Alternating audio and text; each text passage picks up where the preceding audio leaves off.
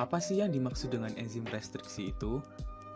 Enzim restriksi merupakan protein yang diproduksi oleh bakteri yang mampu mengenali dan melakukan pemotongan DNA asing di urutan basa tertentu, tepatnya pada rangka gula fosfat, untuk menjadi fragmen-fragmen DNA, sehingga DNA tersebut tidak mampu melakukan replikasi.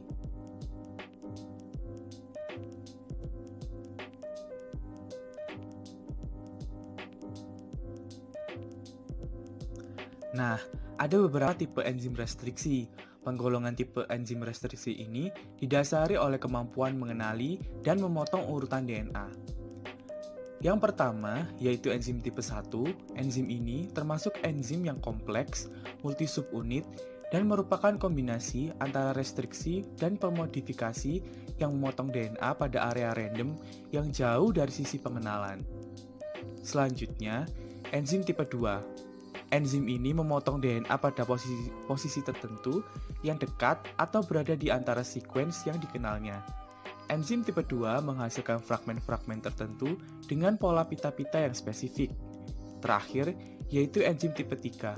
Enzim ini juga merupakan kombinasi restriksi dan enzim permodifikasi. Cara kerja enzim ini yaitu memotong DNA di luar sekuens yang dikenal dan memerlukan dua sekuens yang sama pada orientasi yang berlawanan pada unit DNA yang sama untuk dapat memotong.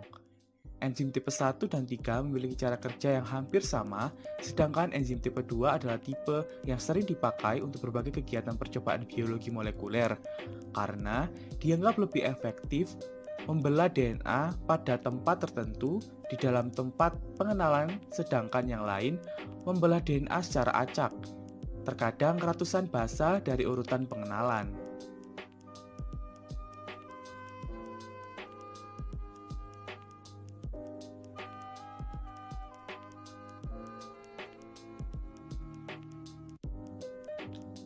Tipe hasil pemotongan enzim restriksi dibagi menjadi tiga, yaitu yang pertama fragmen DNA berujung tumpul atau yang bisa disebut bland end. Yang kedua, fragmen DNA berujung 5 lancip atau sticky end 5, dan fragmen DNA berujung 3 lancip atau sticky end 3. Dan untuk lebih jelasnya, simak penjelasan selanjutnya.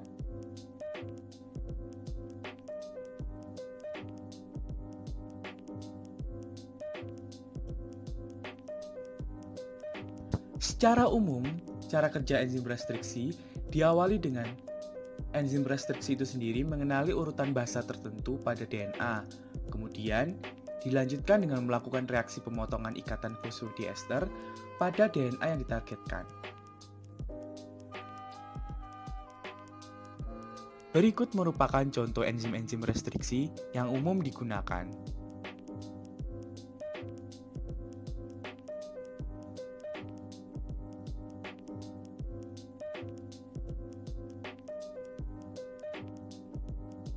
Contoh cara kerja enzim restriksi yang pertama, yaitu pada jenis pemotongan bland end RSA1. Yang pertama, yaitu enzim restriksi melakukan pengenalan urutan basa DNA tertentu.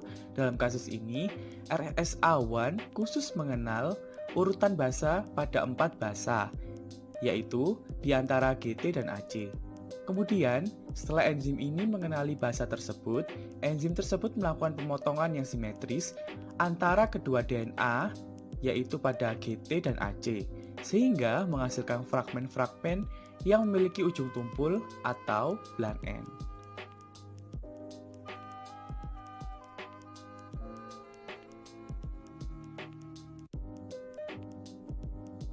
Yang kedua, yaitu pada jenis pemotongan sticky N3, KPN1. Yang pertama, yaitu enzim restriksi melakukan pengenalan urutan basa DNA tertentu.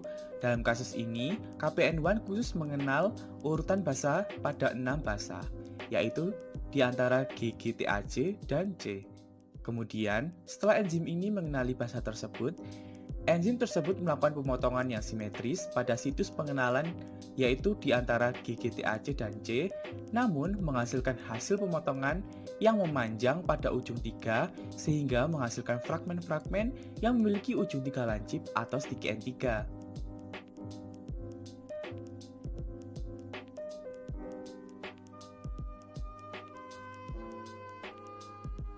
Yang terakhir, yaitu pada jenis pemotongan sticky N5, EcoR1. Yang pertama, yaitu enzim restriksi melakukan pengenalan urutan basa DNA tertentu. Dalam kasus ini, EcoR1 khusus mengenali urutan basa pada 6 basa, yaitu diantara G dan AATTC.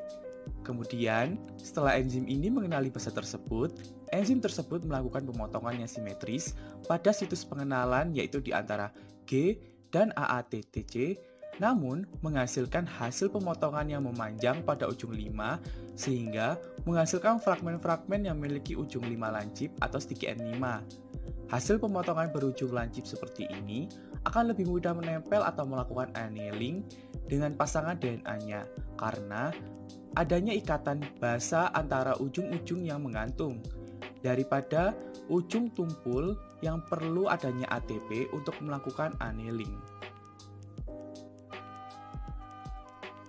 Sekian dari saya, apabila ada salah dan kurangnya mohon maaf. Terima kasih. Wassalamualaikum warahmatullahi wabarakatuh.